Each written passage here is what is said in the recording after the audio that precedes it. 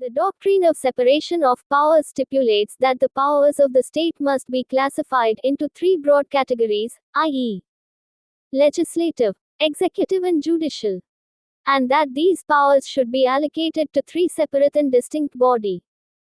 Merger of all powers in one body will result in negation of rule of law. This doctrine, though well recognized in theory, have a restricted and limited application in actual practice because of practical necessities of the government and also because of certain inherent limitations of legislative and judicial wings of the state. A trend very much in vogue today in all democratic countries is that a great deal of legislative as well as judicial powers and functions are exercised not by the legislature or judiciary respectively but by the administrative agencies. Executive wing of the state is supposed to exercise only administrative functions or powers but, in fact, they are exercising a lot of legislative as well as judicial functions. A lot of safeguards have been devised to regulate and control the quasi-legislative powers of the administration. But what about quasi-judicial and purely administrative powers? The answer to this question lies in the different rules of principles of natural justice, P&J, as well as in the concept first comprehend the fine of fairness. Before discussing that, we must first distinction between judicial, quasi-judicial, administrative adjudication, and purely administrative functions. Meaning of administrative adjudication. In this administrative age, the administrative machinery exercises not only legislative functions in the form of delegated legislation, but it has also acquired powers of adjudication over disputes between itself and private individuals inter se and, thus, have emerged a plethora of tribunals, apart from innumerable quasi-judicial bodies, diversified in structure, jurisdiction, procedures and powers, connected with the administration in varying degrees and pronouncing binding decisions like the courts whose powers have been diluted or excluded in several areas. Through the instrumentality of administrative adjudication, administrative agencies can pass authoritative and appealable decisions. Administrative adjudication is constitutional, though it is a negation of the principle of separation of powers. Administrative adjudication is the name given to the various ways of deciding disputes outside the ordinary courts, i.e., to the administrative exercise of judicial functions. It is the participation or involvement of the executive arm of government, administrative agencies, in judicial function. Many administrative bodies have a standing, permanent, administrative adjudicatory body, or do set up an administrative body, from time to time, to meet their in-house need for regulation, standard and discipline and so forth as the case may be. 10. Need, advantages of administrative adjudication. 1. Expert knowledge. It is frequently argued that it facilitates the use of expert knowledge and skill, and so diligence, care and professionalism are usually brought to bear in such adjudicatory process. It uses experts in that field where the issue borders on. This is unlike the position in the normal court system. 2. Speediness. Cases which are handled by administrative tribunals are more expeditiously determined compared with those handled by the courts. As a matter of fact, they are usually given a time frame within which their report must be submitted or decisions reached. 3. Informality. Rigid rules of evidence and procedure or precedence, which applies to a normal judicial process, is usually responsible for the inbuilt delay in the court process. Administrative adjudicatory process is usually informal, which makes it more efficient. 4. Flexibility. From informality comes a situation where proceedings before administrative tribunals are flexible. Their practice and procedure are not rigid, no hard and fast rules to contend with, but are usually amenable to changes to suit a particular convenience. Thus, informality promotes flexibility. 5. Cheapness. Judicial proceedings are not only time-consuming, but also very demanding in terms of cost, so it is not cheap to litigate or for a person to ventilate his grievances through the instrumental the ordinary judicial process. Examples of necessary expenses include paying a lawyer, filing fees, and in sundry fees. However, all these can be done away with if we are talking about administrative adjudicatory process because the length of time to spend there is short. Accordingly, the litigant will not pay much transport fee or appearance fee. Problems, disadvantages of administrative adjudication. 1. Lack of openness or publicity. Proceedings in a court are expected to be open, transparent, and impartial. So, hearing of cases in camera is unconstitutional except in permissible or permitted instances. But proceedings of administrative tribunals are usually characterized by secrecy and confidentiality. One may not only not know the ground for taking the decision, but also may not know who is taking the decision. This is because discretionary powers are exercised by persons making the decision. This, of course, does not mean that the judicial officers manning the court do not exercise discretionary power. This character of secrecy and confidentiality is critical because openness promotes transparency, probity, accountability, and impartiality. 2. Negation of the principle of fair hearing. Although this is a part of the aspect of openness, in most cases, the administrative agency sitting as a tribunal is the prosecutor, the accuser, and the judge. But, in a normal judicial process, this can happen only to a limited extent given that even judicial independence in the wider sense is not guaranteed in absolute terms. Also, the decision of the tribunal may be self-serving, predetermined, or prejudicial. The decision is predictable because he who pays the piper dictates the tune. 3. Appointment of experts in most cases is not reflective of expert knowledge. Experts are normally appointed based on political patronage rather than merit or competence. So there is absence of the required knowledge or professionalism which is needed. 4. Absence of judicial training and knowledge on the part of cases. The person who preside over these tribunals are not trained as the members of the administrative tribunal. Of course, in most is without any established parameter or form. They do. 4. Absence of judicial training and knowledge on the part of cases. The person who preside over these tribunals are not trained as the members of the administrative tribunal. Of course, in most is without any established parameter or form. For instance, they do not know that the discretionary power exercised by the judge is both judicial and judicious. 5. Problem of flexibility. This inevitably creates uncertainty, lack of consistency, and unpredictability. Thus, if the procedure is flexible, you cannot determine with any reasonable degree of precision what the outcome of the case in the tribunal will be. Judicial v. Quasi-judicial v. Administrative functions.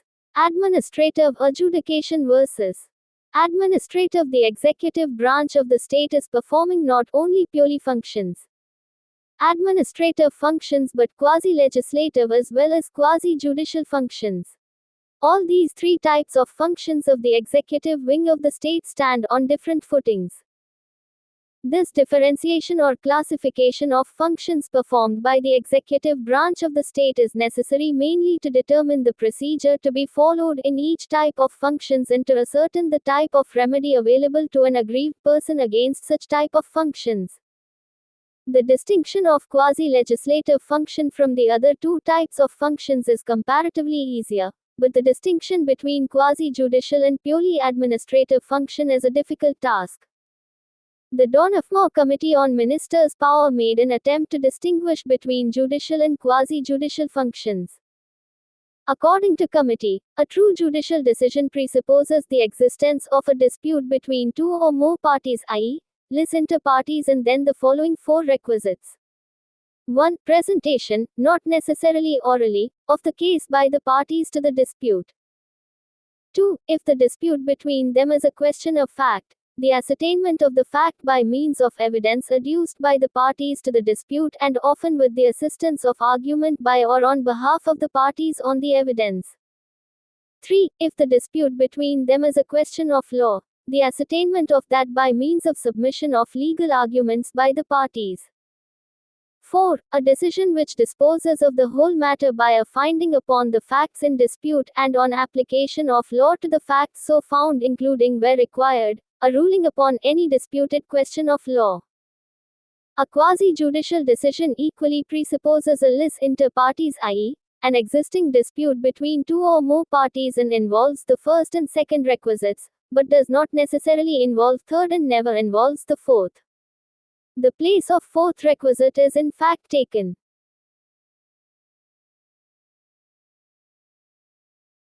by administrative action, the character of which is determined by the minister's free choice. The courts, however, do exercise a fair amount of discretion. Discretion may be more in administrative function than in judicial function. A quasi-judicial decision is nearer the administrative decision in terms of its discretionary content and nearer the judicial decision in terms of the procedure and objectivity of its end product. Quasi-judicial versus administrative decision. Administrative decision stands wholly on a different footing from a quasi-judicial as well as from a judicial decision. While performing quasi-judicial functions, the administrative authority is required to take decisions after hearing both the sides. Whereas in the case of a purely administrative action, there is no legal obligation upon the authority, the person charged with the duty to reach the decision, to consider and weigh submissions and arguments, or to collect any evidence, or to solve any issue. The grounds upon which the action is taken by the authority, the means by which the authority takes to inform or satisfies himself before action, and the procedure for taking the action are left entirely to the discretion of the authority. The administrative decision is primarily taken on the grounds of expediency or policy. The distinction between quasi-judicial and administrative decision, thus, lies in the mode, manner in which the opinion, on the basis of which the act is done by the authority in exercise of its discretion, is formed. It would be quasi-judicial if in reaching it the authority is required to first ascertain certain facts by means of evidence and is then free to take action as it may think fit on the facts so ascertained. In such a case, the authority must consider the representations and objections of the parties affected and give them an opportunity to adduce and examine the evidence. On the other hand, the decision would be administrative if in taking it the authority is free to form its opinion on whatever material it thinks fit and howsoever obtained in the course of its executive functions, provided it is not malafide or based on irrelevant considerations. In quasi-judicial functions, the administrative body has to follow certain principles of law while making the decisions. It is not essential to comply with procedural laws like CPC or CRPC, but it is necessary to adhere to the various rules of principles of natural justice. Whereas in the case of discretionary actions, it is the discretion of the authority which is the basis of the action, and such discretion is primarily based on state policy and expedience. Thus, administrative function has the following aspects. 1. It does not decide any right of the private parties, though it may affect them. 2. It may be non-statutory and does not necessarily require statutory authority. 3. A purely administrative body has no procedural obligation unless specifically imposed by statute or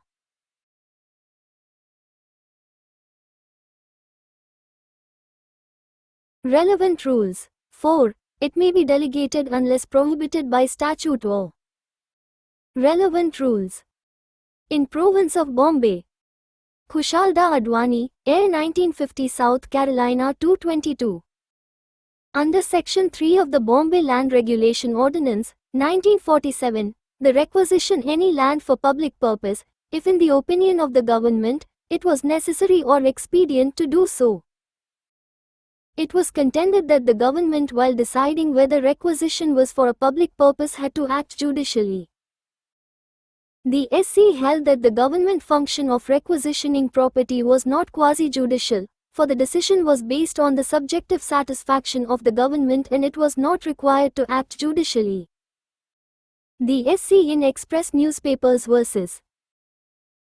UOI, Air 1958, South Carolina 1669, insofar as the distinction between judicial and quasi-judicial functions on the one hand and administrative functions on the other are concerned, quoted with approval the following passage from Halberry's Laws of England.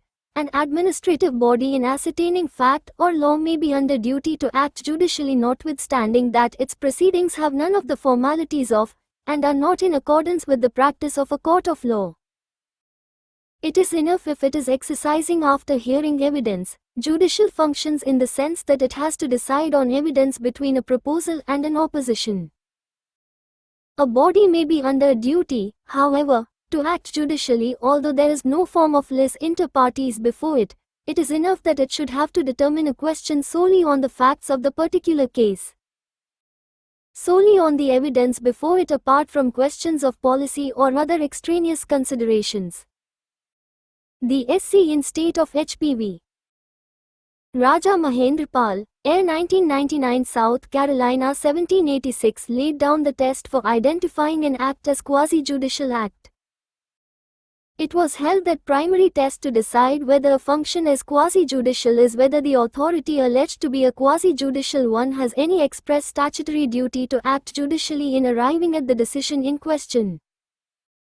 An authority is described as quasi-judicial when it has some of the attributes or trappings of judicial function.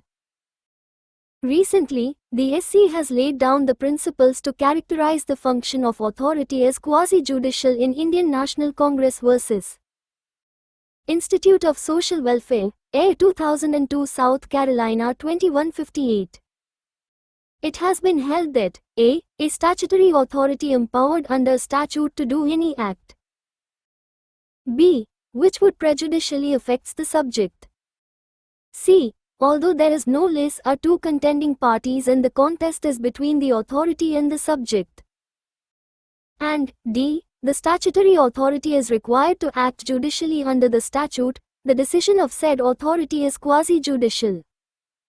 Principles of Natural Justice, P&J. Meaning, natural justice is an expression of English common law, which signifies certain fundamental rules of judicial procedure.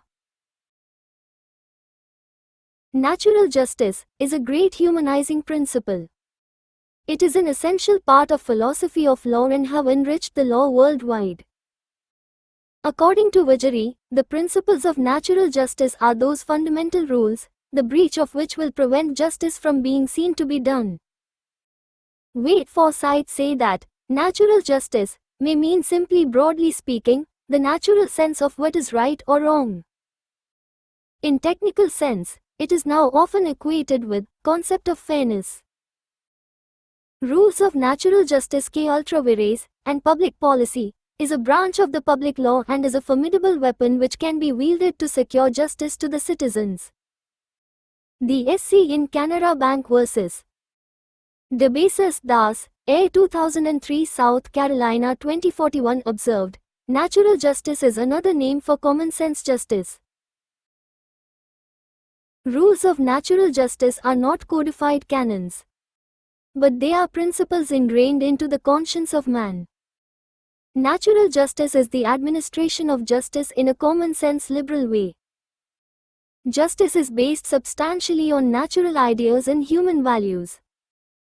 The administration of justice is to be freed from the narrow and restricted considerations which are usually associated with a formulated law involving linguistic technicalities and grammatical niceties. It is the substance of justice which has to determine its form. Whenever legal justice fails to achieve this solemn purpose, natural justice is called in aid of legal justice. Natural justice relieves legal justice from unnecessary technicality, grammatical pedantry or logical preservation. It supplies the omission of a formulated law. Definition: the phrase, natural justice, is not capable of static and precise definition. The rules of natural justice are not immutable but flexible. The SC in A. K. Krepak vs. UOI, Air 1970 South Carolina 150 observed, in view of their nature it is not possible to cast them in a narrow mold or fit them into a straitjacket, because that would deprive them of their flexibility and adaptability to the innumerable situations that may arise during the course of inquiry.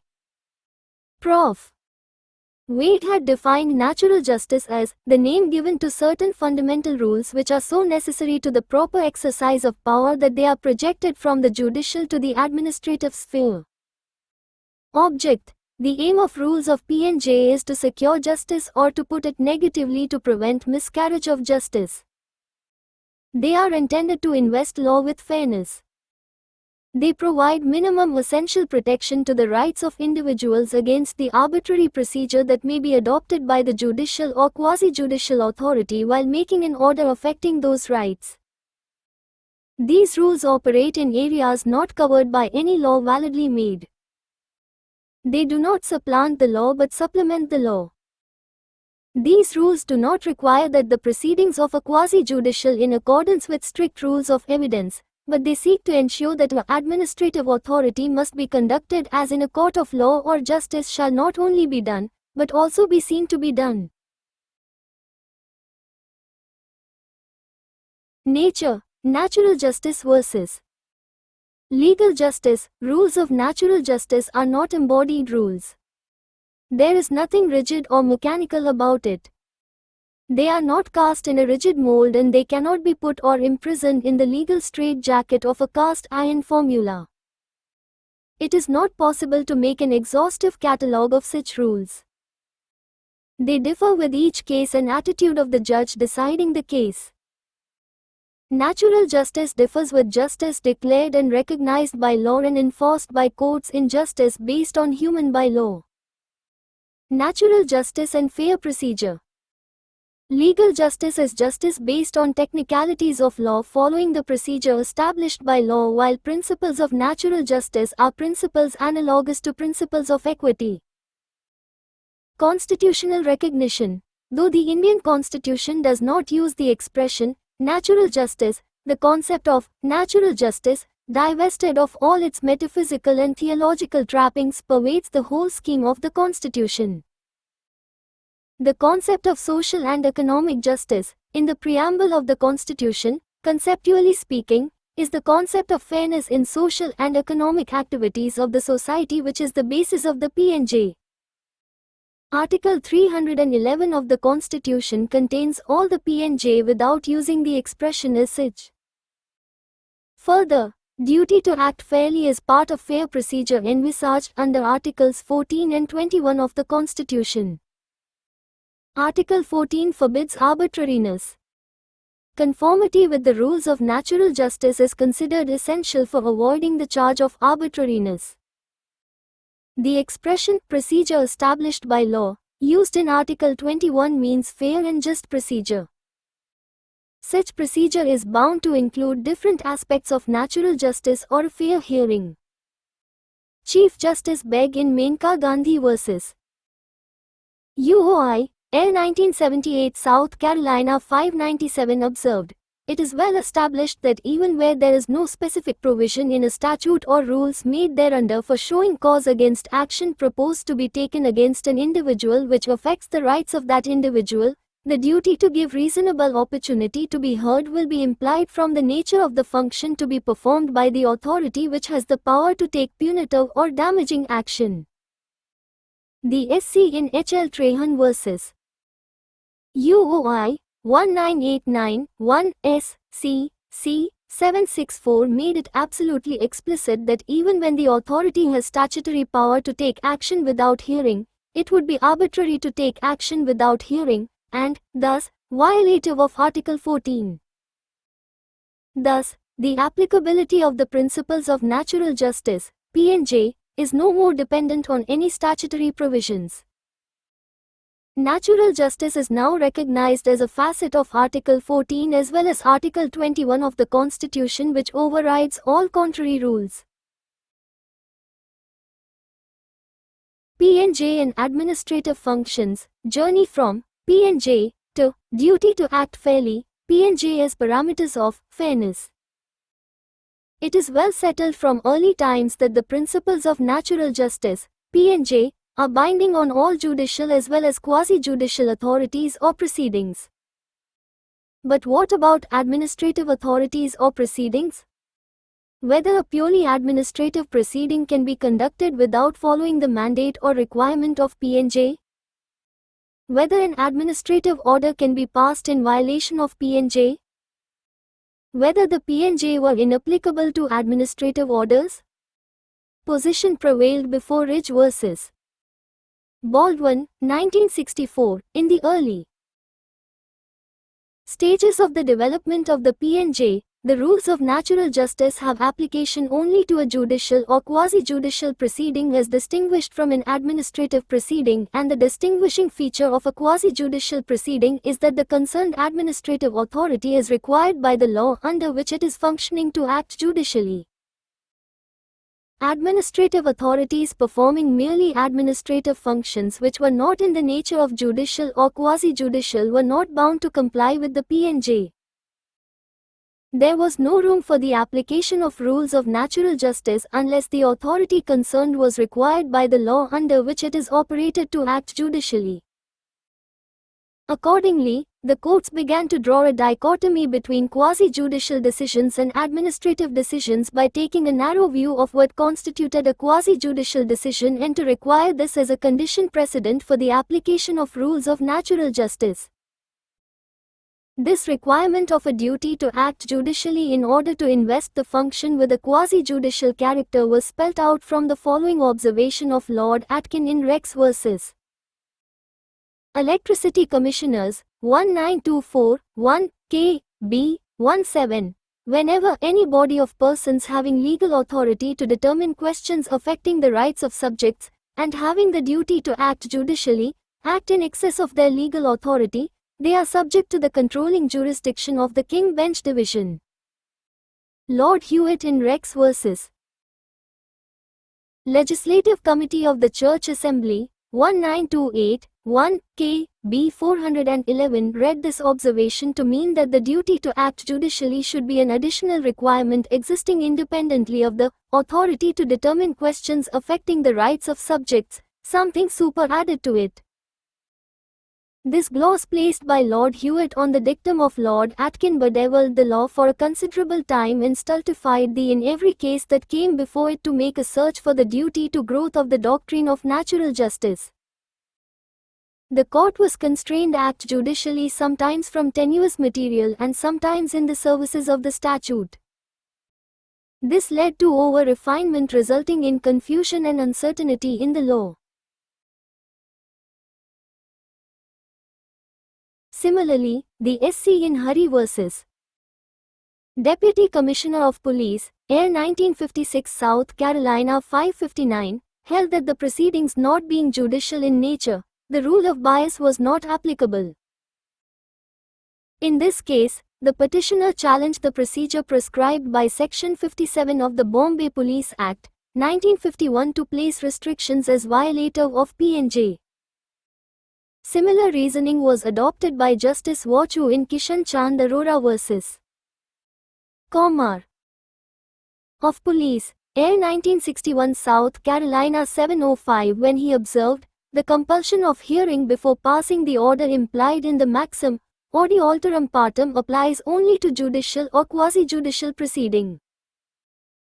The expanding scope of application of PNJ suffered setback from 1914 to 1963 because of the growing executive dominance during the period of two world wars and the period of economic and social turmoil thereafter. But the use of the term, quasi-judicial, facilitated the growth of fair administrative procedure. Over a period of time for the purpose of demanding the application of PNJ, every administrative act was thus treated as quasi-judicial if it adversely affected any person's right or entailed a penalty. But recognizing every administrative act as judicial, which has some impact on the rights of the people, virtually left no space for pure administrative action. As a method of differentiating between administrative action requiring judicial approach and those fundamentally administrative in character, use of the epithet or title, quasi-judicial, became popular for describing the administrative actions which are required to be exercised judicially and in accordance with the PNJ. Position prevailed after Ridge vs. Baldwin. The application of P&J was at low ebb prior to the epoch-making decision of the House of Lords in Rich vs. Baldwin, 1964 AC 40, which marks a turning point in the history of the development of the doctrine of natural justice. Lord Reed pointed out how the gloss of Lord Hewitt was based on a misunderstanding of the observations of Lord Atkin, and it went counter to the law laid down in the earlier decisions of the court. Lord Reed observed, if Lord Hewitt meant that it is never enough that a body has a duty to determine what the rights of an individual should be, but that there must always be something more to impose on it, a duty to act judicially, then that appears to me impossible to reconcile with the earlier authorities. Lord Reed further observed that, the duty to act judicially may arise from the very nature of the function to be performed, and it need not be shown to be superadded. In this case, the requirements of list inter partes and a superadded duty to act judicially for the application of P&J were said to be false constraints. This decision broadened the area of application of the rules of natural justice and restored light to an area benighted by the narrow conceptualism of the previous decade by extending the application of P&J even to administrative authorities take decisions affecting the rights or interests of persons.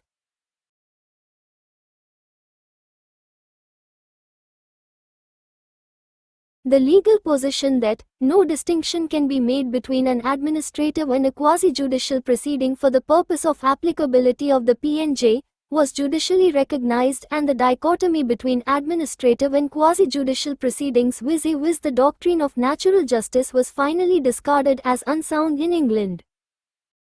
The question how far P&J govern administrative inquiries was considered in Re H.K., an infant, 1967, 20B 617. Therein the validity of the action taken by an immigration officer came up for consideration. Chief Justice Lord Parker observed, but at the same time, even if an immigration officer is not in a judicial or quasi-judicial capacity, he must at any rate give the immigrant an opportunity of satisfying him of the matters. That is not a question of acting or being required to act judicially, but of being required to act fairly. Good administration and an honest or bona fide decisio must require not merely impartiality, nor merely bringing one's mind to bear on the problem, but acting fairly. And to the limited extent that the circumstances of any particular case allow, and within the legislative framework under which the administration is working, only to that limited extent do the so-called rules of natural justice apply, which in a case like present one is merely a duty to act fairly. Lord Denning in Schmidt vs. Secretary of State, Home Affairs, 1969, 2 CHT 149 observed that, where a public officer has power to deprive a person of his liberty or his property, the general principle is that it has not to be done without his being given an opportunity of being heard and of making representations on his own behalf. Again in Breen vs. Amalgamated Ing. Union, 1971, 2 Q.B. 175, Lord Denning observed, it is now well settled that a statutory body, which is entrusted by statute, with a discretion, must act fairly. It does not matter whether its functions are described as judicial or quasi-judicial on the one hand, or as administrative on the other hand. Similarly, in Wiseman vs. Bondman, 1971, AC 297, each one of the law lords asked the question, whether in the particular circumstances of the case, the tribunal acted unfairly so that it could be said that their procedure did not match with what justice demanded, or, was the procedure adopted by the tribunal, in all the circumstances unfair? The test adopted by every law lords was whether the procedure followed was fair in all the circumstances, and fair play in action required that an opportunity should be given to the taxpayer to see and reply to the counter-statement of the commissioners before reaching the conclusion that there is a prima facie case against him. The inquiry must, therefore, always be, does fairness in action demand that an opportunity to be heard should be given to the person affected? Post these decisions of English courts, the principle was that the powers of